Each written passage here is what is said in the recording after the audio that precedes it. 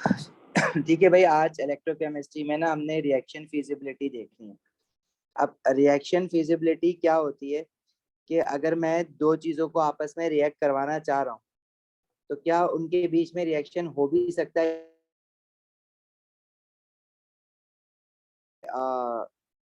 Electrode potential या standard electrode potential. तो कोई रिएक्शन दो रिएक्टेंट के बीच में हो भी सकता है या नहीं हो सकता, उसको हम कहते हैं रिएक्शन फिजिबिलिटी। मतलब रिएक्शन फिजिबल है या नहीं है, मतलब पॉसिबल है या नहीं है। देखो एनर्जेटिक्स में हम लोगों ने स्पॉन्टेनियस रिएक्शन को भी कहा था कि वो फिजिबल होता है, लेकिन वहां पे वर्ड फिजिबल यूज करना ना एक अजीब सी बात है, लेकिन एग्जामिनर यूज करता है। देखो फिजिबिलिटी वो होती है कि वही पॉसिबल है या नहीं। अब अगर कोई रिएक्शन नॉन स्पॉन्टेनियस है तो वो हो तो वो भी जाता है लेकिन खुद से नहीं होता, तो उसको उसने नॉन फिजिबल बोला हुआ है, लेकिन वो रिएक्शन हो जाता है। लेकिन इलेक्ट्रोकेमिस्ट्री में फिजिबिलिटी नॉन फिजिबिलिटी ना थोड़ा अलग से तरह देखेंगे। इलेक्ट्रोकेमिस्ट्री में फिजिबल रिएक्शन वो रिएक्शन है जो कि हो सकता है, नॉन फिजिबल रिएक्शन वो रिएक्शन है जो कि हो ही नहीं सकता, चाहे आप कुछ भी कर लो, चाहे आप रिएक्शन कंडीशन चेंज कर दो तो वो फिर भी नहीं हो सकता। मतलब स्पॉन्टेनिटी और स्पॉन्टेनिटी एक अलग चीज है, फिजिबिलिटी और नॉन फिजिबिलिटी एक अलग चीज है। लेकिन बहरहाल एनर्जेटिक्स में उसने स्पॉन्टेनिटी को फिजिबिलिटी भी बोला होता है। क्वेश्चंस बकायदा लिखता है उसमें फिजिबल लिख के ब्रैकेट में स्पॉन्टेनियस लिख देता है। लेकिन यहाँ पे इलेक्ट्रोकेमिस्ट्री में फिजिबिलिटी को आप स्पॉन्टेनिटी और नॉन स्पॉन्टेनिटी के साथ मर्ज नहीं करोगे, अलग अलग चीज है। यहाँ पे स्पॉन्टेनियस नॉन स्पॉन्टेनियस हमें देखना ही नहीं है, हमें ये देखना है कि अगर दो चीजों को आपने आपस में मिक्स करा है तो क्या उनका रिएक्शन पॉसिबल है या नहीं। That is reaction spontaneity, sorry feasibility, मैंने भी स्पॉन्टेनिटी बोल दिया। अब लेट मी शो यू।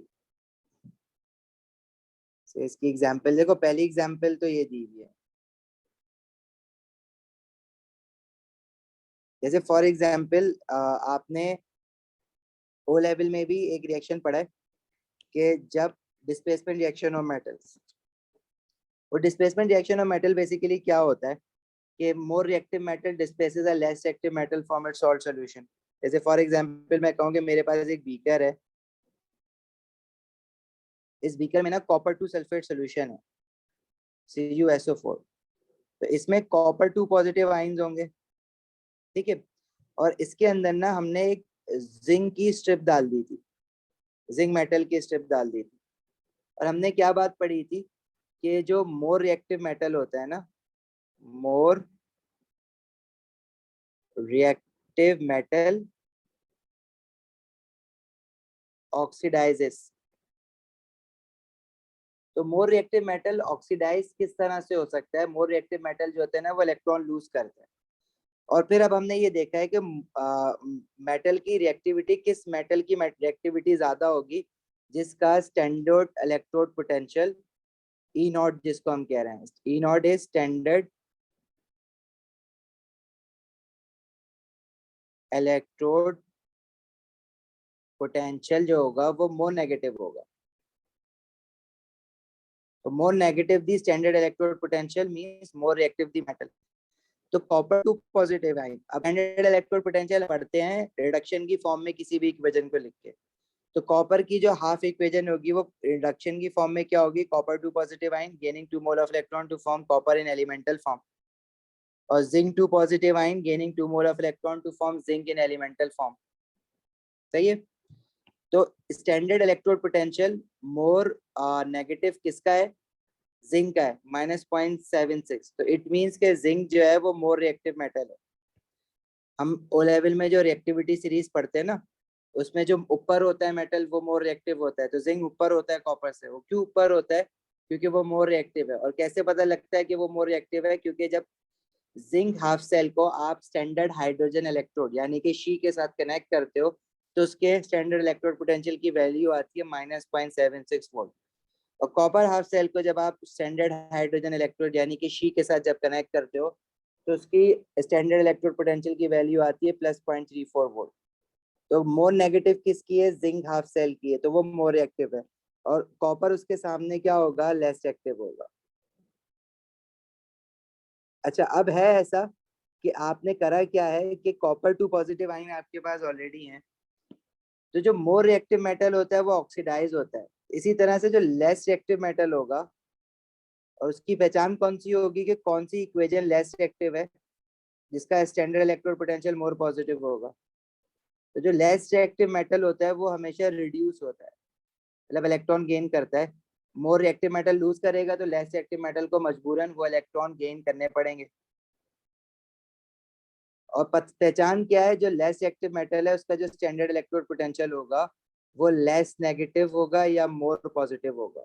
मतलब मोर पॉजिटिव कह दो इस बात को, और in other words you can also say less negative.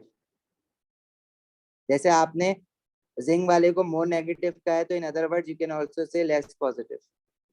अब अगर आप कंपेयर कर रहे हो दो इक्वेशन को, तो या तो दोनों को बात करो in terms of negative negative या पॉजिटिव पॉजिटिव। मतलब जिंक को मैं कहूंगा कि जिंक जो है वो मोर नेगेटिव अगर है उसका स्टैंडर्ड इलेक्ट्रोड पोटेंशियल, तो कॉपर का लेस नेगेटिव है। ठीक है, या तो दोनों को नेगेटिव नेगेटिव की टर्म्स में लेके चलो या दोनों को पॉजिटिव पॉजिटिव की टर्म्स में लेके चलो। अगर पॉजिटिव की टर्म्स में बात करोगे तो कॉपर का मोर पॉजिटिव है और तो जिंक का लेस पॉजिटिव है। ठीक है, -0.76 is less positive than +0.34 volt. तो देखो भाई, होता क्या है कि अगर आप जिंक स्ट्रिप को कॉपर टू सल्फेट सोल्यूशन में डालोगे तो zinc being more reactive, zinc oxidise होगा। जिंक आपने डाला एलिमेंटल फॉर्म में है ना, तो अब वो अगर ऑक्सीडाइज्ड होगा तो वो ऑक्सीडाइज हो सकता है जिंक। क्यों? क्योंकि जिंक एलिमेंटल फॉर्म में it can lose electron to get oxidise. तो अगर तो ये रिएक्शन होना है तो जिंक को हर हाल में ऑक्सीडाइज्ड ही होना है, क्योंकि जिंक 2 पॉजिटिव आइन तो आपने कहीं लिया ही नहीं है ना इनिशियली, ये तो कहीं पड़ा हुआ ही नहीं है आपके पास। आपने लिया क्या है? जिंक मेटल लिया सॉलिड फॉर्म में। तो ये अगर तो ये रिएक्शन होगा तो जिंक 2 पॉजिटिव आइन ही बनेगा ना। समझ रहे हो बात? कि जिंक आपने लिया है इनिशियली, जिंक एलिमेंटल फॉर्म में लिया है, जिंक एटम्स लिए हैं, जिंक आइंस आपके पास है ही नहीं अभी। लेकिन जो कॉपर आपने लिया है, क्या आपने कॉपर के आइंस लिए हैं? है ना? कॉपर एलिमेंटल फॉर्म में तो कहीं भी नहीं है, कॉपर सॉलिड फॉर्म में तो है ही नहीं। मतलब इनिशियली हमारे पास जो रिएक्टेंट्स है ना, इनिशियल रिएक्टेंट्स, उसमें हमारे पास जिंक भी है और कॉपर भी है। लेकिन जिंक जो है वो एलिमेंटल फॉर्म में, सॉलिड फॉर्म में, एटॉमिक फॉर्म में, आइंस नहीं है जिंक के। और कॉपर जो है वो कॉपर 2 पॉजिटिव आइन है, आयनिक फॉर्म में है। कॉपर के क्या कहते हैं, सॉलिड नहीं है कॉपर का। तो अगर कॉपर की इक्वेशन ने आगे पीछे होना है तो कॉपर के पास तो एक ही ऑप्शन है कि copper 2 positive ion electron gain करे और वो क्या बना ले, कॉपर इन एलिमेंटल फॉर्म। लेकिन क्या इनके इलेक्ट्रोड पोटेंशियल इस चीज को अलाउ करेंगे? मतलब जिंक हाफ सेल का जो इलेक्ट्रोड पोटेंशियल है वो है -0.76। जिंक जो है हमारे हिसाब से, अगर जिंक एलिमेंटल फॉर्म में है और अगर उसने आगे रिएक्ट होना है तो आगे रिएक्ट होकर वो एक ही काम कर सकता है, वो सिर्फ और सिर्फ ऑक्सीडाइज हो सकता है और उसके पास कोई ऑप्शन नहीं है। और अगर कॉपर 2 पॉजिटिव आइन ने रिएक्ट होना है तो copper 2 positive ion copper elemental form में ही आ सकता है, या कॉपर +1 आइन बन सकता है, मतलब कॉपर +3 नहीं बन सकता। उसने इलेक्ट्रॉन गेन ही करना है और उसके पास भी कोई ऑप्शन नहीं है। तो मतलब अगर जिंक मेटल और कॉपर आइंस के बीच में कोई रिएक्शन होना है तो उसमें से जिंक मेटल ने ऑक्सीडाइज होना है और कॉपर 2 पॉजिटिव आइन ने रिड्यूस होना है। इसके अलावा कोई ऑप्शन नहीं होता हमारे पास। तो क्या इनके इलेक्ट्रोड पोटेंशियल इस चीज को अलाउ करेंगे? मतलब जिंक को ऑक्सीडाइज अगर होना है तो क्या जिंक का स्टैंडर्ड इलेक्ट्रोड पोटेंशियल कॉपर से मोर नेगेटिव है या नहीं? तो इस केस में है। मतलब जिंक ऑक्सीडाइज हो जाएगा, उसकी इक्वेशन पीछे चली जाएगी, और कॉपर ने रिड्यूस्ड होना है, वो मोर पॉजिटिव या लेस नेगेटिव है, तो लेस नेगेटिव रिड्यूस्ड होता है और मोर पॉजिटिव ऑक्सीडाइज होता है। तो हाँ, कॉपर की इक्वेशन लेफ्ट टू राइट जा सकती है। मतलब कॉपर 2 पॉजिटिव आइन से स्टार्ट होगा और कॉपर एलिमेंटल फॉर्म बना लेगा, मतलब ये रिएक्शन कॉपर के साथ हो जाएगा। जिंक एलिमेंटल फॉर्म से स्टार्ट होगा और जिंक 2 पॉजिटिव आइन बना लेगा। तो हाँ, हम इसको कहेंगे कि दिस रिएक्शन इज फीजिबल, ये रिएक्शन हो सकता है।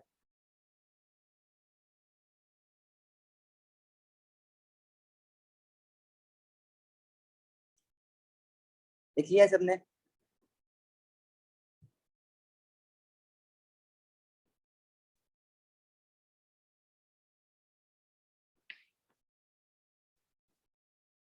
कोई सवाल है पहले ये बताओ मुझे, कुछ प्रॉब्लम समझ नहीं आई हो, ये थोड़ी सी अभी बात अनक्लियर ही रहेगी। मैं जब दूसरी एग्जांपल देता हूँ ना, उल्टा करता हूँ उसको, जब जिंक आयन के सोल्यूशन में कॉपर सॉलिड को डालूंगा तो फिर थोड़ा सा क्लियर होगा, फिर दो चार एग्जांपल्स और करेंगे इसकी। तो अभी जो थोड़ी बहुत माइंड में प्रॉब्लम, अगर इतना रियलाइज कर लिया है कि प्रॉब्लम तुम्हारे वर्डिंग समझ आ गई है प्रॉब्लम की, तो प्रॉब्लम पूछ सकते हो। अभी तो शायद कुछ लोगों को प्रॉब्लम पूछनी कैसे है वही समझ नहीं आ रहा होगा इसमें ना। तो फिलहाल अगर किसी को ये समझ आ रहा है कि वो अपनी प्रॉब्लम क्या पूछना चाह रहा है, देखो ये बोल देना अभी ये बिल्कुल समझ नहीं आया तो वो अगली एग्जाम्पल पे आ जाएगा। जिनको बिल्कुल समझ नहीं आया तो वो तो थोड़ा वेट करें, जिनको थोड़ा बहुत समझ आया है तो वो अपनी तरह प्रॉब्लम डिस्कस करो, तो फिर मैं इसको और क्लियर करता हूँ। अबे अशर, इज्जत, जवेरिया एंड सलमान, मरियम, यास्मीन। सर जब दो मेटल्स की रिएक्शन में ऑक्सीडेशन रिडक्शन दोनों हो रही हो तब फीसिबल होता है रिएक्शन क्या? ऑब्वियसली एक ऑक्सीडाइज्ड होगा तो एक रिड्यूस्ड होगा, एक एलिमेंटल फॉर्म से आयनिक फॉर्म में जाएगा और एक आयनिक फॉर्म से एलिमेंटल फॉर्म में आ रहा होगा। अगर तो तो दो हम जब मेटल, बोलेंगे कि वो फीसिबल है? यस, मतलब one of the equation should get oxidised, other one should get reduced. दोनों की दोनों रिड्यूस नहीं हो सकती, ठीक है, क्योंकि इलेक्ट्रोड पोटेंशियल के हिसाब से हमने बात क्या की है कि more negative should get oxidised, less negative should get reduced.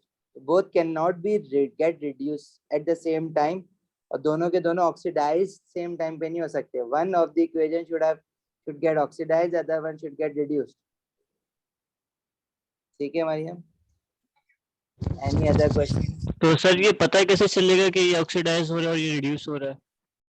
Electrode potential से, जिस का standard electrode potential more negative है, जैसे जिंक इक्वेशन का ई नॉट मोर नेगेटिव है ना, तो वो ऑक्सीडाइज होगी इक्वेशन, और जिसका मोर पॉजिटिव है वो रिड्यूस्ड होगी, ऐसे पता लगेगा। सही है, कोई और क्वेश्चन? समझ आ गया शायद बात? जी सर। ये लिख लिया है, मैं आगे बढ़ाऊं?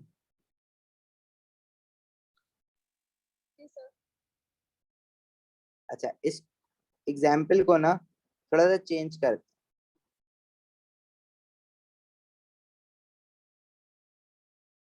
आई होप स्क्रीन नजर आ रही हो, बस देखो चेंज क्या करते हैं इस एग्जाम्पल को।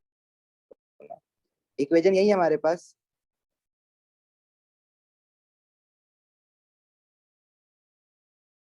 सब कुछ वैसा ही है, कॉपर की इक्वेशन, जिंक की इक्वेशन। बस अब ना जो मैं इनिशियल रिएक्टेंट ले रहा हूँ ना वो चेंज कर दूंगा अपने। क्या मतलब है इस बात का कि मैंने इनिशियली क्या लिया हुआ था,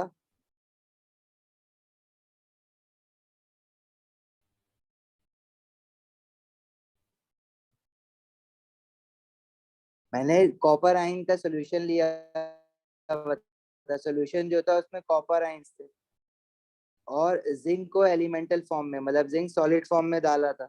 अब इसको उल्टा कर देते हैं, मतलब instead of taking copper two positive ion in solution, अभी जो है ना हम लोग जिंक टू पॉजिटिव आयन ले लेते हैं,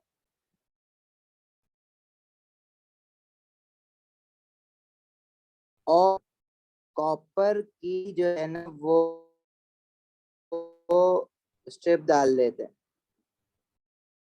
तो हमारे जो इनिशियल रिएक्टेंट्स हैं वो अब चेंज हो जाएंगे, है ना। पहले इनिशियल रिएक्टेंट में हमारे पास क्या था, जिंक सॉलिड फॉर्म में था, कॉपर आयनिक फॉर्म में था, लेकिन अब उल्टा हो गया। अब जो है वो कॉपर सॉलिड फॉर्म में, और जो जिंक है उसके आयंस बने हुए हैं। मतलब अगर मैं इक्वेशंस को देखूं तो जिंक की, अब जिंक है टू पॉजिटिव में, तो टू पॉजिटिव के जिंक मेटल जो है वो ऑक्सीडाइज हो रहा है भाई। मतलब इनिशियल रिएक्टेंट मेरे पास जो है ना वो देखो, जिंक टू पॉजिटिव आइन है और कॉपर एलिमेंटल फॉर्म में। पहले जो है वो कॉपर टू पॉजिटिव आइन था, जिंक एलिमेंटल फॉर्म में था। तो कॉपर वाली इक्वेशन ने अगर तो रिएक्ट करना है तो उसने तो जाना ही लेफ्ट टू राइट है, और अगर जिंक वाली इक्वेशन ने रिएक्ट करना था पहले तो उसने राइट टू लेफ्ट जाना था, तो कोई ऑप्शन ही नहीं था ना। अब जिंक टू पॉजिटिव आयन थोड़ी ना मैंने पहले रिएक्टेंट में लिया था, अब क्या है जिंक टू पॉजिटिव आयन, तो जो रिएक्टेंट लिया है रिएक्शन वहीं से स्टार्ट होगा ना।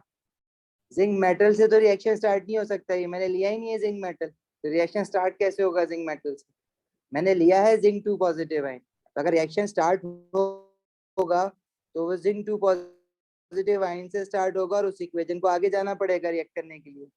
और कॉपर आयन तो मैंने लिया ही नहीं है, तो कॉपर टू पॉजिटिव आयन से तो रिएक्शन स्टार्ट नहीं हो सकता ऊपर वाली इक्वेशन में, लिया ही जब कॉपर सॉलिड फॉर्म में, तो वहां से रिएक्शन स्टार्ट होगा। और अगर कॉपर सॉलिड फॉर्म से रिएक्शन स्टार्ट होगा तो कॉपर जो है वो पीछे ही जाएगी ना इक्वेशन, आगे तो कुछ नहीं है ना, लेफ्ट जाना है मतलब अगर तो इनके बीच में रिएक्शन होना है तो कॉपर की इक्वेशन को राइट टू लेफ्ट जाना है, मतलब कॉपर शुड गेट ऑक्सीडाइज्ड, तो कॉपर को ऑक्सीडाइज होना पड़ेगा इस काम के लिए, और zinc should get reduced, zinc को रिड्यूस होना पड़ेगा क्योंकि जिंक टू पॉजिटिव आयन से मैंने रिएक्शन स्टार्ट करना, zinc two positive ion should reduced, मतलब क्या इनके स्टैंडर्ड इलेक्ट्रोड पोटेंशियल इस चीज को अलाउ करेंगे कि zinc two positive ion reduced हो जाए और कॉपर जो है वो ऑक्सीडाइज्ड हो जाए? अगर जिंक रिड्यूस्ड हो रहा है तो it's electrode potential should be less negative या मोर पॉजिटिव, तो क्या जिंक टू पॉजिटिव आयन का standard electrode potential less positive है? देखो अगर जिंक ने रिड्यूस्ड होना है तो जिंक टू पॉजिटिव आयन का standard electrode potential should be less negative और मोर पॉजिटिव। क्या जिंक टू पॉजिटिव आयन का standard electrode potential more positive है कॉपर से? नहीं है ना, -0.76 है, तो जिंक कॉपर मेटल के सामने reduce, zinc two positive ion reduce नहीं होगा।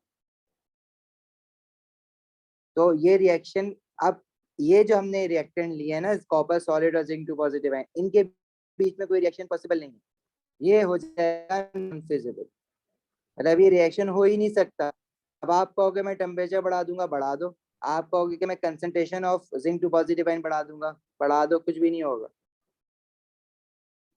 मतलब कि जिंक टू पॉजिटिव आयन को जिंक एलिमेंटल फॉर्म में बनना है, मतलब जिंक वाली इक्वेशन को हर हाल में रिड्यूस्ड होना है, लेकिन रिड्यूस तो वो इक्वेशन होती है जिसका इलेक्ट्रोड पोटेंशियल मोर पॉजिटिव हो, और कॉपर की जो इक्वेशन है वो सॉलिड से स्टार्ट हो रही है ना, क्योंकि इनिशियल इलेक्ट्रॉन कॉपर सॉलिड है, और कॉपर की इक्वेशन ने हर हाल में ऑक्सीडाइज होना है, और ऑक्सीडाइज वो वाली इक्वेशन होती है जिसका इलेक्ट्रोड पोटेंशियल मोर नेगेटिव हो, मोर नेगेटिव ऑक्सीडाइजेस ना, ये तो लिखा है। तो मोर नेगेटिव, क्या कॉपर का इलेक्ट्रोड पोटेंशियल मोर नेगेटिव है जिंक से? नहीं है, तो मतलब कॉपर ऑक्सीडाइज नहीं होगा, मतलब इनके बीच में रिएक्शन नहीं हो सकेगा। अब पूछो क्या कंफ्यूजन हो रही है, अपनी अपनी कंफ्यूजन पूछोगे तो मैं फिर सही से समझा सकूंगा। देखो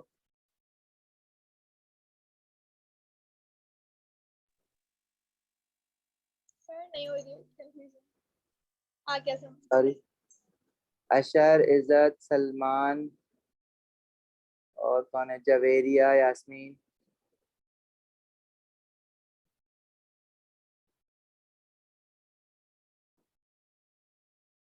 अच्छा पता है, इस काम को ना हम मैथमेटिकली भी चेक कर सकते हैं।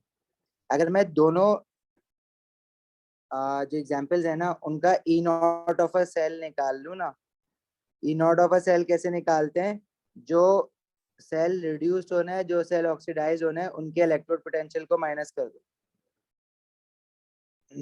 तो हमने पहली वाली एग्जांपल में हमने कहा कि कॉपर टू पॉजिटिव आयन को कॉपर एलिमेंटल फॉर्म में बनना है, मतलब इसको रिड्यूस्ड होना है, तो इसका स्टैंडर्ड इलेक्ट्रोड पोटेंशियल है +0.34, माइनस ऑक्सीडाइज किसको होना है, जिंक वाली इक्वेशन को, वो है -0.76। तो अगर E nought of a cell positive value आ रही है तो इसका मतलब है कि रिएक्शन फीजिबल है, ये आ रहा है +1.1 वोल्ट, तो हाँ ये रिएक्शन फीजिबल है, क्योंकि अगर if E nought is positive मतलब ये रिएक्शन होगा, रिएक्शन इज फीजिबल।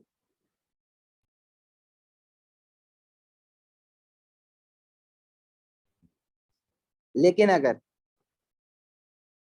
जो दूसरे वाली एग्जांपल है जिसमें हमने जिंक 2 पॉजिटिव आयन को रिड्यूस करवाना है, देखो ये हम सोच रहे हैं कि हम ये करवाना चाह रहे हैं। अब ये ई नॉट निकालने का मतलब ये नहीं है कि ये हो गया इसलिए मैं ई नॉट निकाल रहा हूँ। मैं कह रहा हूँ कि अगर तो ये हो रहा हो तो ई नॉट ऑफ अ सेल क्या बनना चाहिए, मतलब जिंक 2 पॉजिटिव आयन की इक्वेशन अगर रिड्यूस्ड हो रही है तो रिड्यूस्ड वाला पोटेंशियल जो कि -0.76 है और माइनस ऑक्सीडाइज वाला पोटेंशियल जो कॉपर वाली इक्वेशन अगर ऑक्सीडाइज हो रही है तो +0.34 वोल्ट। तो जब इसका स्टैंडर्ड इलेक्ट्रोड पोटेंशियल निकालोगे तो ये वैल्यू जो है ना वो नेगेटिव में आएगी। अगर ई नॉट की वैल्यू नेगेटिव में आ रही है तो मतलब वो रिएक्शन हो ही नहीं सकता, नॉन फिजिबल है। तो उसका ई नॉट निकालने का सिर्फ इतना फायदा है कि उसने ये बता दिया, मतलब असल में वोल्टेज नहीं देगा वो सर, क्योंकि वो रिएक्शन हो ही नहीं रहा। नेगेटिव का मतलब नॉन फिजिबल। लेकिन आपको जो है ना वो इलेक्ट्रोड पोटेंशियल देख के और इनिशियल रिएक्टेंट देख के भी आपको इतनी आइडेंटिफाई करना आना चाहिए कि ये फिजिबल होगा या नहीं होगा। सर एक सवाल है जी सर, ये पता कैसे चलेगा कि किसको ऑक्सीडाइज कराना है और रिड्यूस कराना है? देखो इनिशियली गिवन क्या है वो देख के पता लगेगा। पहली वाली एग्जांपल में इनिशियली हमने आपको कॉपर 2 पॉजिटिव आयन दिए हुए थे और जिंक एलिमेंटल फॉर्म में दिया हुआ था। तो इक्वेशन जो है ना आपने कॉपर की और जिंक की उठा ली, रिडक्शन की फॉर्म में लिखी हुई होती थी डाटा बुकलेट में, ऐसे मिलेगी। अब कॉपर 2 इनिशियल रिएक्टेंट है ही कॉपर 2 पॉजिटिव आयन ना, और जिंक में जिंक मेटल इनिशियल रिएक्टेंट। तो कॉपर 2 पॉजिटिव आयन ने अगर तो रिएक्ट करना है तो उसने कॉपर एलिमेंटल फॉर्म में जाना है ना, क्योंकि और कोई ऑप्शन है उस इक्वेशन में? कॉपर 2 पॉजिटिव आयन कुछ और बना सकता है? वो लेफ्ट टू राइट ही जा सकते हैं ना, कि इक्वेशन में या तो लेफ्ट साइड है या राइट साइड है। हमारा जो इनिशियल रिएक्टेंट है वो कॉपर की इक्वेशन में लेफ्ट साइड पे खड़ा हुआ है, तो वो रिएक्ट होके राइट साइड पे ही जा सकते हैं ना, या और कहीं भी जा सकता है, और तो कुछ नहीं बना सकता। एक ही ऑप्शन है उसके पास। तो कॉपर की इक्वेशन अगर लेफ्ट टू राइट जानी है तो ऑब्वियसली उसको रिड्यूस्ड होना है।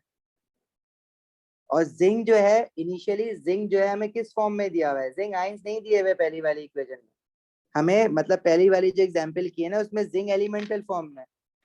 तो जिंक का रिएक्शन स्टार्ट होगा जिंक एलिमेंटल फॉर्म से,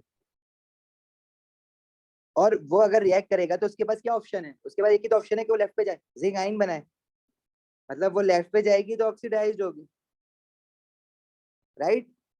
तो इस तरह से पता लग रहा है कि copper 2 positive ion should get reduced and zinc should get oxidized। अगर तो इस रिएक्शन को होना है, ये डिसाइड हो गया कि किसने ऑक्सीडाइज होना है, मतलब कौन ऑक्सीडाइज होना चाहता है, कौन रिड्यूस होना चाहता है। लेकिन हो रहा ही नहीं, हो पा रहा है या नहीं हो पा रहा, वो एक अलग कहानी है। वो कैसे कंफर्म करेंगे? अशर ये बात समझ आ गई कि copper 2 positive ion need to get reduced and zinc elemental form should get oxidised, अगर तो इस रिएक्शन ने आगे प्रोसीड करना है। सर ये तो मुझे क्लियर हो गया। हाँ, अब कॉपर 2 पॉजिटिव आयन रिड्यूस होना चाहता तो है, लेकिन क्या वो हो पा रहा है या नहीं हो पा रहा, वो हम देखेंगे उसके स्टैंडर्ड इलेक्ट्रोड पोटेंशियल से। अलग से अकेले का कॉपर 2 पॉजिटिव आयन का नहीं देखोगे, जिसके साथ वो रिएक्शन करना चाह रहा है जिंक के साथ उसका भी देखोगे। तो कॉपर की इक्वेशन का स्टैंडर्ड इलेक्ट्रोड पोटेंशियल है +0.34 वोल्ट और जिंक वाला है -0.76 वोल्ट। अगर इक्वेशन को लेफ्ट टू राइट जाना है ना चाहिए, तो क्या कॉपर वाली इक्वेशन का इलेक्ट्रोड पॉजिटिव होगा तो वो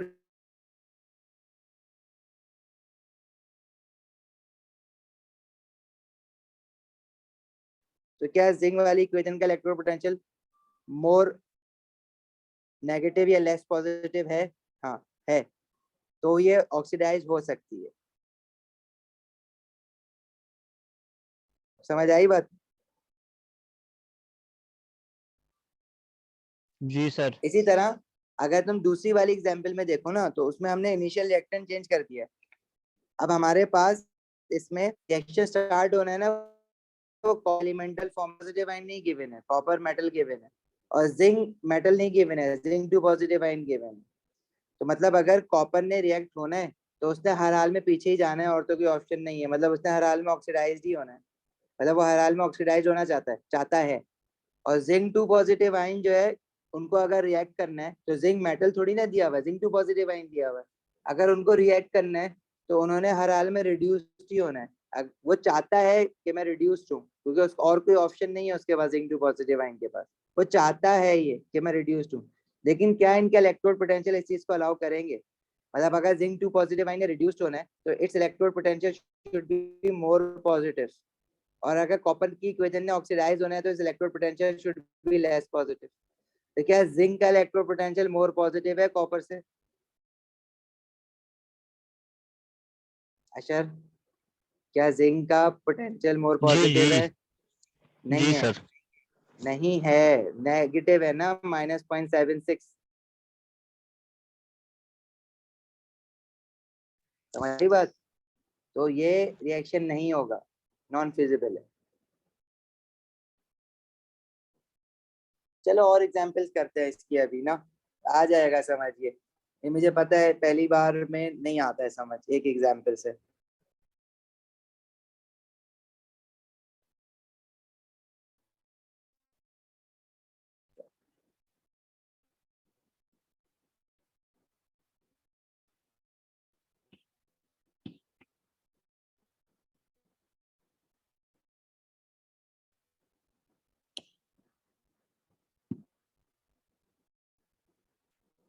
चलो भाई, अब इसमें दो इक्वेशन दी हुई है और वो कह रहा है कि will chlorine oxidise Fe2 positive ion to Fe3 positive ion. Chlorine क्या होता है? क्लोरीन है Cl2, राइट? देखो दो इक्वेशन दी हुई है, क्लोरीन की इक्वेशन दी हुई है Cl2। अच्छा, ये इक्वेशन इन्होंने हाफ मोल्स करे हुए हैं। हम लोग यूजुअली जो है इसको ये लिखते हैं इस तरह से, उससे कोई फर्क नहीं पड़ता। अब अच्छा, एक एक बहुत बड़ा मिसकंसेप्शन इस चैप्टर में ये होता है, अगर मैंने ये इक्वेशन इस फॉर्म में लिखी है, इसका स्टैंडर्ड इलेक्ट्रो पोटेंशियल है 1.36 वोल्ट, ठीक है? और अगर इस इक्वेशन को हम लोग मोल्स को ना हाफ करके लिख दें, मतलब instead of writing 1 mole of Cl2, अगर मैं हाफ मोल ऑफ Cl2 लिख दूं 1 मोल ऑफ इलेक्ट्रॉन और 1 मोल ऑफ क्लोराइड आयन, तो बेटा इनके स्टैंडर्ड इलेक्ट्रोड पोटेंशियल पे कोई फर्क नहीं पड़ता है। स्टैंडर्ड इलेक्ट्रोड पोटेंशियल हाफ मत करना खुदा का वास्ता, ठीक है? मोल्स हाफ हुए हैं, स्टैंडर्ड इलेक्ट्रोड पोटेंशियल सेम रहेगा। मोल्स का कोई इससे ताल्लुक नहीं है, लेना देना नहीं है। कभी भी स्टैंडर्ड इलेक्ट्रोड पोटेंशियल निकालने के लिए आप ये नहीं करोगे कि 2 मोल बन रहा है तो मल्टीप्लाई बाय 2 कर दो, वो इंथैल्पी चेंज में होता है, ठीक है? अगर आपको इंथैल्पी चेंज ऑफ फॉर्मेशन दिया हुआ है कैल्शियम कार्बोनेट का और इक्वेशन में 2 मोल ऑफ कैल्शियम कार्बोनेट है, तो आप उसको वैल्यू को मल्टीप्लाई बाय 2 करते हो, एंट्रोपी में होता है। लेकिन इलेक्ट्रोड पोटेंशियल में ऐसा कुछ भी नहीं होता है। अपने पास बड़ा बड़ा कहीं पे कॉपी के ऊपर लिख लो इस बात को।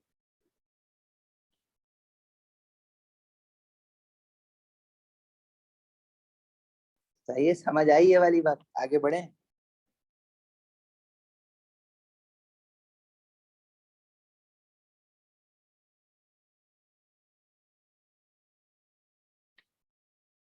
अच्छा भाई देखो, हमें जो है ना, उसने क्लोरीन की इक्वेशन मैंने ना इस फॉर्म में लिख दी, इससे इलेक्ट्रोड पोटेंशियल पे कोई फर्क नहीं पड़ेगा। दूसरी इक्वेशन जो है ना, देखो इक्वेशन रिडक्शन की फॉर्म में ही लिखी हुई होती है हमेशा, क्योंकि जो डाटा बुकलेट होती थी ना उसमें रिडक्शन की फॉर्म में ही देता है, मतलब इलेक्ट्रॉन लेफ्ट हैंड साइड पे।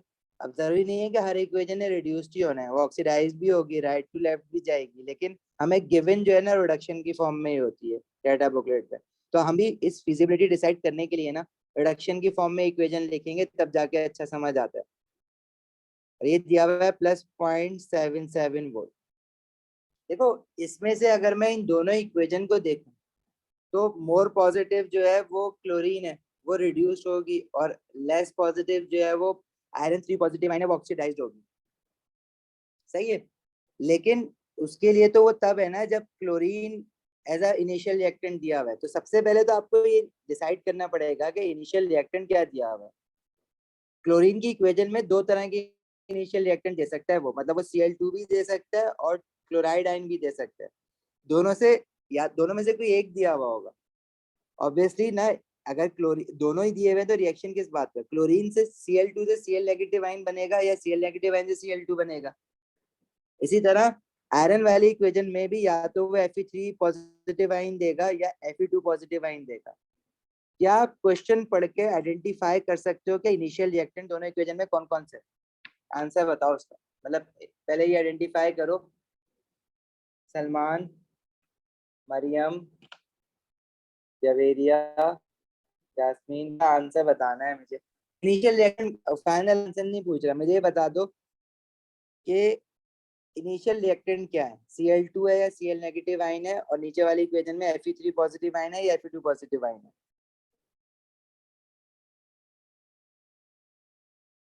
क्लोरीन है जी, बाकी लोग chlorine gas. Chlorine gas. Will chlorine oxidise, chlorine किसको कहते हैं, वो क्लोराइड तो नहीं कह रहा ना, क्लोराइड कहता है तो Cl नेगेटिव होता है इनिशियल रिएक्टेंट, वो कह रहा है विल क्लोरीन, मतलब Cl2 की बात कर रहा है, वो इनिशियल रिएक्टेंट है। Oxidise Fe2 negative ions to Fe3 positive ion, मतलब Fe2 नेगेटिव आयन को Fe3 पॉजिटिव आयन में कन्वर्ट करना है, मतलब initial reactant Fe2 positive ion है दूसरी इक्वेशन में, तो ये इनिशियल रिएक्टेंट है हमारे पास, मतलब क्लोराइड आयन पहले एग्जिस्ट नहीं करता है और Fe3 पॉजिटिव आयन भी पहले एग्जिस्ट नहीं करता है। तो जो रिएक्शन स्टार्ट होना है वो कहाँ से, पहली इक्वेशन का रिएक्शन स्टार्ट होना है Cl2 से, और दूसरी इक्वेशन का रिएक्शन स्टार्ट होना है Fe2 पॉजिटिव आयन से। तो मतलब पहली इक्वेशन ने अगर तो रिएक्ट करना है तो हर हाल में उसको लेफ्ट टू राइट ही जाना पड़ेगा, मतलब उसको हर हाल में रिड्यूस्ड ही होना पड़ेगा, और कोई ऑप्शन तो नहीं है ना। Cl2 कहीं पीछे तो नहीं जा सकता ना, पीछे तो कोई इक्वेशन नहीं लिखी, उसके आगे लिखी है। और अगर Fe2 पॉजिटिव आयन ने रिएक्ट करना है तो उसने हर हाल में भी पीछे ही जाना पड़ेगा, क्योंकि और कोई जगह नहीं है उसके बाद जाने की। मतलब नीचे वाली इक्वेशन में राइट टू लेफ्ट मतलब ऑक्सीडाइज्ड होना है, और लेफ्ट टू राइट ऊपर वाली इक्वेशन में रिड्यूस होना है। क्या इनके इलेक्ट्रोड पोटेंशियल इस चीज को अलाउ कर रहे हैं, मतलब जो इक्वेशन ऑक्सीडाइज हो रही है क्या वो मोर नेगेटिव है या लेस। देखो एक बात तो यहाँ पे बड़ा कंफ्यूज करती है भाई, ऑक्सीडाइज जो चीज होती है ना उसका इलेक्ट्रोड पोटेंशियल मोर नेगेटिव होना चाहिए। अगर दो चीजों को कंपेयर कर रहे हो आपस में, मोर नेगेटिव कह दो या लेस पॉजिटिव कह दो, एक ही बात है। ठीक है, जो मोर नेगेटिव और लेस पॉजिटिव है वो शुड बी गेटिंग ऑक्सीडाइज्ड। ये शुरू शुरू में याद नहीं होगा ना, इसलिए मैं बार बार लिख रहा हूँ, आहिस्ता आहिस्ता हो जाएगा। और जिस इक्वेशन ने रिड्यूस होना है electrode potential should be less positive, और मोर पॉजिटिव की टर्म्स में बात करो तो मोर पॉजिटिव। अब मुझे बताओ जो नीचे वाली इक्वेशन है इक्वेशन 2, उसको ऑक्सीडाइज्ड होना है, क्योंकि आयरन 2 पॉजिटिव आयन ने ऑक्सीडाइज्ड ही होना है, पीछे जाना पड़ेगा। तो ऑक्सीडाइज होने के लिए उसका इलेक्ट्रोड पोटेंशियल क्या होना चाहिए, लेस पॉजिटिव। तो क्या वो लेस पॉजिटिव है ऊपर वाली इक्वेशन के मुकाबले में। जवेरिया एक बार फिर देख लो, जिस इक्वेशन ने ऑक्सीडाइज होना है it should be less positive, less positive या मोर। देखो इनमें से जो इलेक्ट्रोड पोटेंशियल लिखे हुए हैं इन दोनों में से लेस पॉजिटिव कौन है, नीचे वाला, या लेस पॉजिटिव कह दो या इसको मोर नेगेटिव कह दो, और जो ऊपर वाला है वो मोर पॉजिटिव है ना या लेस नेगेटिव है।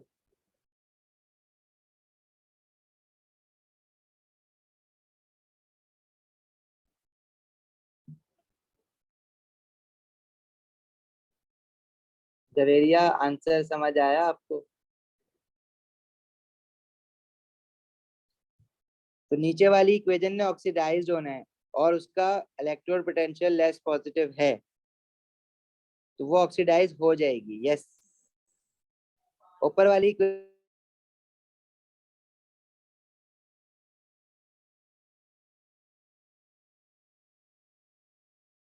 मैं आपको एडवाइस करूंगा आप इनमें से कोई एक चीज याद रखो, पॉजिटिव की टर्म्स में या नेगेटिव की टर्म्स में। मैं जो मुझे कन्वीनियंट लगता है ना वो नेगेटिव की टर्म्स में लगता है, आपको पॉजिटिव की टर्म्स में लगता है तो आप पॉजिटिव करो। मतलब मैं मोर पॉजिटिव लेस पॉजिटिव नहीं लिखना पसंद करता, लेकिन ज्यादातर बच्चों को ना मोर पॉजिटिव लेस पॉजिटिव की टर्म्स में समझ आता है। देखो ये मोर पॉजिटिव है, नीचे वाला लेस पॉजिटिव है। मोर पॉजिटिव रिड्यूस्ड होता है और हमारे रिएक्टेंट हिसाब से ऊपर वाली इक्वेशन को रिड्यूस होना है, अगर तो रिएक्शन हो तो हाँ वो हो जाएगा। और नीचे वाली लेस पॉजिटिव है तो ऑक्सीडाइज होना चाहती है, वो हो जाएगी, चाहती है, और इलेक्ट्रोड पोटेंशियल इस चीज को अलाउ करेंगे, तो रिएक्शन इज फीजिबल। तो क्लोरीन और Fe2 पॉजिटिव आयन के बीच में जो रिएक्शन होगा वो फीजिबल होगा। सही है, सबने फीजिबल बताया। जडेजा आपने नॉन फीजिबल बोला था, बेटा आपको समझ आ गई बात?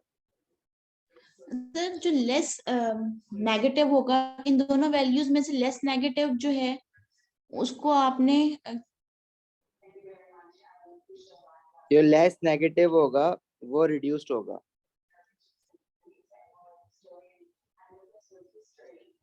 ठीक है लेस सर, नेगेटिव कौन है इन दोनों ठीक वैल्यू है, में? Plus less 1.3। ना ना ना ना, लेस नेगेटिव कौन है? प्लस 1.3 सही है, सही है, सॉरी सॉरी, ठीक है ठीक है, तो लेस नेगेटिव रिड्यूस्ड होगा। ओके फाइन, आ गया। ठीक है, चलो आगे बढ़ते करते हैं।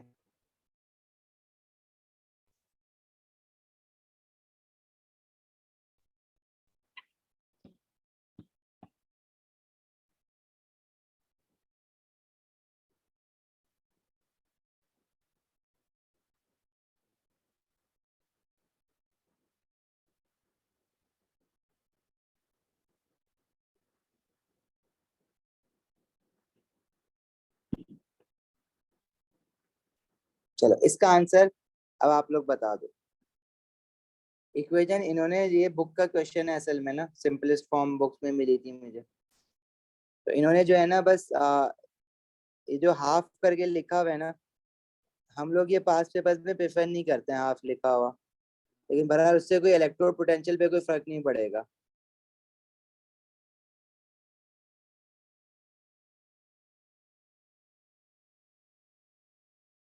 और दूसरी आयोडीन वाली इक्वेशन जो उसने हाफ करके लिखी हुई है ना,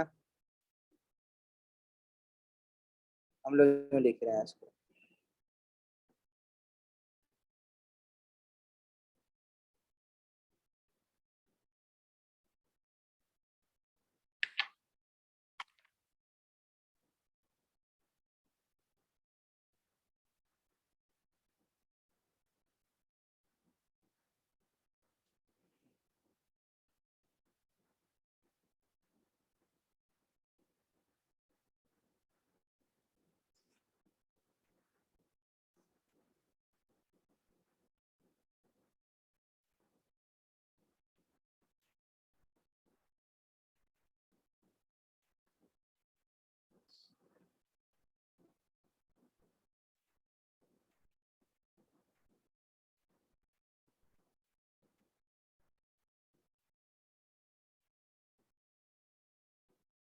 हाँ भाई, आंसर बता दो जल्दी।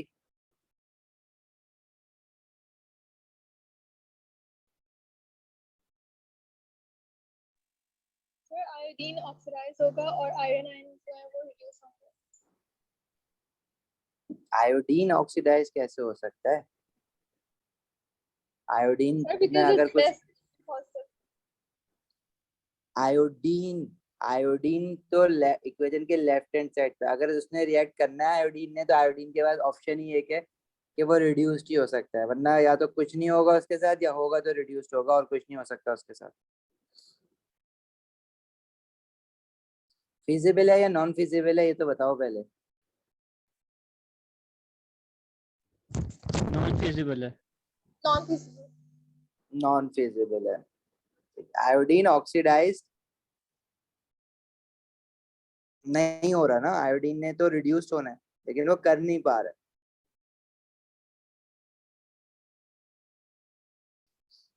हाँ भाई, बाकी सलमान और कौन रह गया, जवेदी।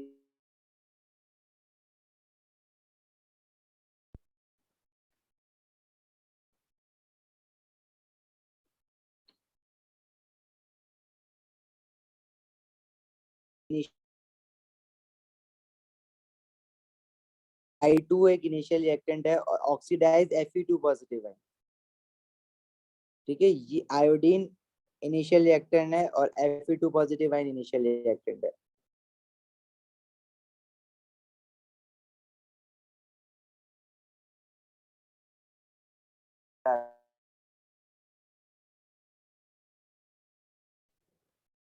और अगर आयोडीन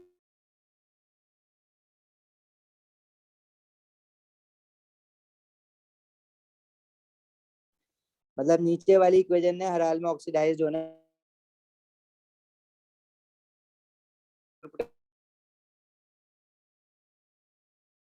ना, वाली इक्वेशन ने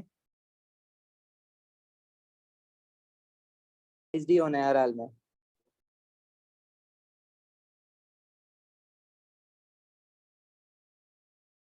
यही चाहते हैं, क्योंकि यही कर सकते हैं, Fe2 पॉजिटिव है और I2 इनिशियल रिएक्टेंट है। तो क्या इनके इलेक्ट्रोड पोटेंशियल इस चीज को अलाउ करेंगे? जो ऊपर वाली इक्वेशन ऑक्सीडाइज होना चाहती है तो उसका इलेक्ट्रोड पोटेंशियल होना चाहिए लेस पॉजिटिव। तो क्या वो लेस पॉजिटिव है? नीचे वाली इक्वेशन का होना चाहिए मोर पॉजिटिव। क्या वो मोर पॉजिटिव है? ऊपर पॉजिटिव या मोर नेगेटिव? लेकिन ऊपर वाली इक्वेशन का लेस पॉजिटिव नहीं है, वो बड़ा है नीचे वाली इक्वेशन से, मोर पॉजिटिव है। +0.77 इज मोर पॉजिटिव देन +0.54। तो ये ऑक्सीडाइज नहीं होगी क्योंकि this is not less positive. सही है, तो नॉट फिजिबल है।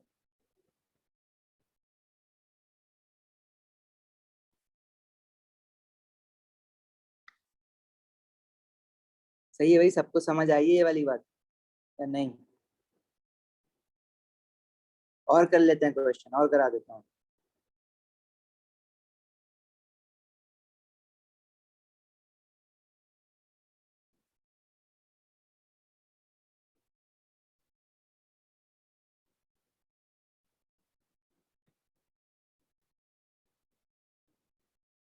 ये वाला तो समझ आ गया ना, बस ये बता दो जवेरिया। Yes sir.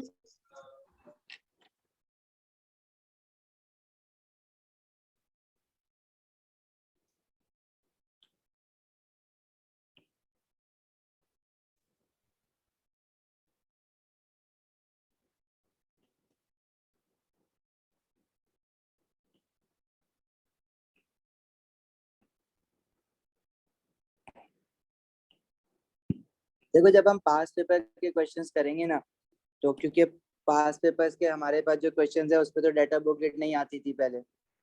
तो अभी ये जो इलेक्ट्रोड पोटेंशियल की वैल्यू अभी यहाँ तो क्वेश्चन के साथ गिवन है, लेकिन अगर लेट से मैं ये ना दूं आपको तो आप डाटा बुकलेट से अभी, क्योंकि आप तो पुराने ईयर के क्वेश्चंस करोगे, एक ही साल हुआ है डाटा बुकलेट ना आते हुए, तो वो फिर डाटा बुकलेट यूज करोगे। डाटा बुकलेट में आपके पास इलेक्ट्रोड पोटेंशियल के होंगे 3 पेजेस। इसमें से अच्छा पता है मुश्किल क्या होती थी? जब अगर ये मैं हटा दूं आपको, लेट से इक्वेशन ही नहीं पता, तो आपने पता है क्या करना है? उसने क्वेश्चन में क्या है कि will bromine oxidise silver to silver ions. तो क्या इनिशियल रिएक्टेंट बता सकते हो इसमें कौन से हैं? bromine and bromine and silver sorry bromine initial reactant कौन से हैं? फिर बोलो। sir bromine and silver ion नहीं बेटा, सिल्वर आइंस थोड़ी हैं, ब्रोमीन है। ब्रोमीन का फॉर्मूला बताओ। This is Br2। Br2 ठीक है, और सिल्वर आइन थोड़ी है इनिशियल रिएक्टेंट, सिल्वर है एलिमेंटल फॉर्म में, Ag सॉलिड फॉर्म में। इक्वेशन सिल्वर आइन तो बनना है बाद में। ब्रोमीन इज Br2, ब्रोमाइड आइन नहीं ले लेना इनिशियल रिएक्टेंट, और सिल्वर एलिमेंटल फॉर्म। तो आप क्या कर दोगे कि डाटा बुकलेट से जाके ब्रोमीन की और सिल्वर की इक्वेशन उठाओगे। डाटा बुकलेट में तो इक्वेशन रिडक्शन पोटेंशियल की फॉर्म में ही दी हुई होती है। ये जो सिल्वर की इक्वेशन है ये तो सबसे ऊपर मिल जाएगी, क्योंकि अल्फाबेटिकल ऑर्डर में होता है ना। स्टैंडर्ड इस पेज का जो नाम होता है वो होता है स्टैंडर्ड इलेक्ट्रोड पोटेंशियल।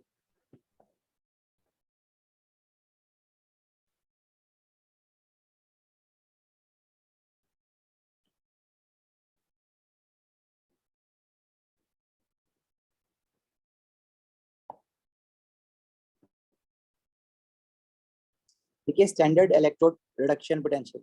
सिल्वर की इक्वेशन तो सामने ऊपर रखी हुई है ये वाली, तो आप इसको इक्वेशन को रिडक्शन की फॉर्म में उठाते हो हमेशा। मतलब सिल्वर की इक्वेशन सिल्वर +1 अब बेशक सिल्वर एलिमेंटल फॉर्म में आपको गिवन है, लेकिन आपने इक्वेशन उल्टी करके नहीं लिखनी है कभी भी। फंस जाओगे अगर उल्टी करके लिखी ना, बुक्स में लिखी हुई होती है उल्टी करके, वो मेथड में फंस जाओगे। जैसी इक्वेशन लिखी हुई है वैसी इक्वेशन लिखो और उसी से फिर आगे आंसर ड्राइव करेंगे। इक्वेशन पलट के मत लिखना कि सिल्वर था तो ये इक्वेशन तो लेफ्ट राइट टू लेफ्ट जाएगी, तो मैं फिर यूं क्यों लिखूं, Ag+1 तो है ही नहीं इक्वेशन में, और तो फिर मुझे इक्वेशन यूं लिखनी चाहिए।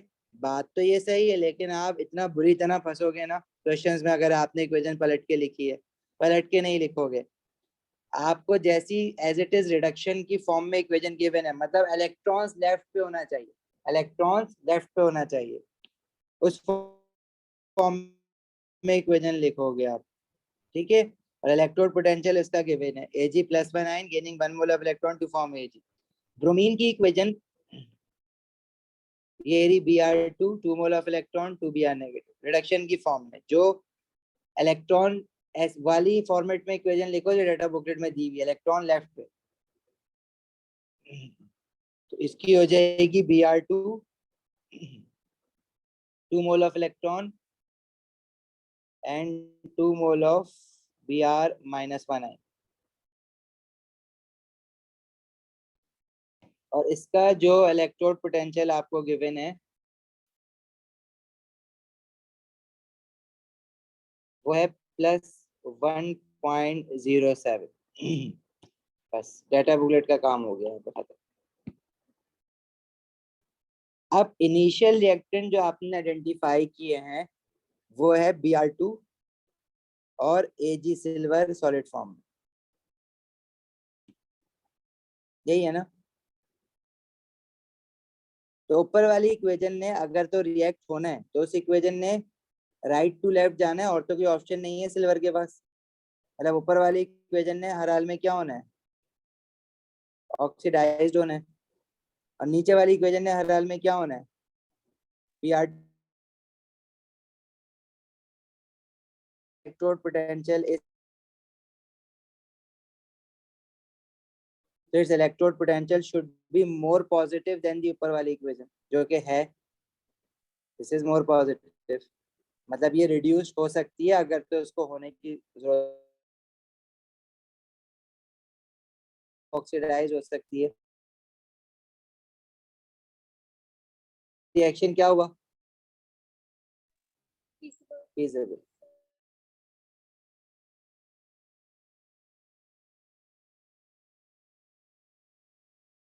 कि वो पॉजिटिव आ रहा है या नेगेटिव आ रहा है। नीचे वाली इक्वेशन रिड्यूस होना चाहती है तो उसका इलेक्ट्रोड पोटेंशियल लिख दो रिडक्शन में, और ऊपर वाली इक्वेशन ऑक्सीडाइज होना चाहती है, हो रही है नहीं हो रही?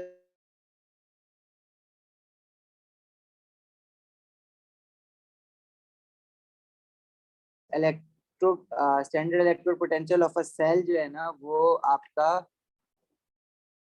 पॉजिटिव वैल्यू आ रही है +0.27। अच्छा, उसके बाद जो है ना वो ये भी कहता है कि कंप्लीट रिएक्शन इक्वेशन बनाओ। अब आप इक्वेशन पलट सकते हो कंप्लीट रिएक्शन इक्वेशन बनाने के लिए। मतलब ऊपर वाली जो इक्वेशन है उसमें क्या हुआ है कि सिल्वर ने Ag एलिमेंटल फॉर्म से कन्वर्ट हो रहा है Ag+1 ion and 1 mole of electron. और नीचे वाली इक्वेशन जो है, क्योंकि रिएक्शन फीजिबल है तो ही आप इसकी इक्वेशन बना सकोगे। अगर रिएक्शन फीस नॉन फिजिबल है तो इसकी कंप्लीट सेल इक्वेशन नहीं बनती है। जैसे ओ लेवल में इलेक्ट्रोलिसिस में दो हाफ सेल की इक्वेशन को कैथोड और एनोड की मिला के कंप्लीट सेल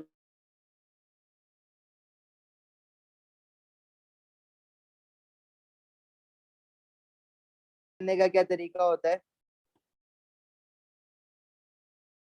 हम दोनों इक्वेशन के इलेक्ट्रॉन बैलेंस करते हैं। पहले ऊपर वाली इक्वेशन में 1 इलेक्ट्रॉन है, नीचे वाली में 2 है, तो ऊपर वाली इक्वेशन को मैंने होल मल्टीप्लाई बाय 2 कर दिया, तो वो बन जाएगी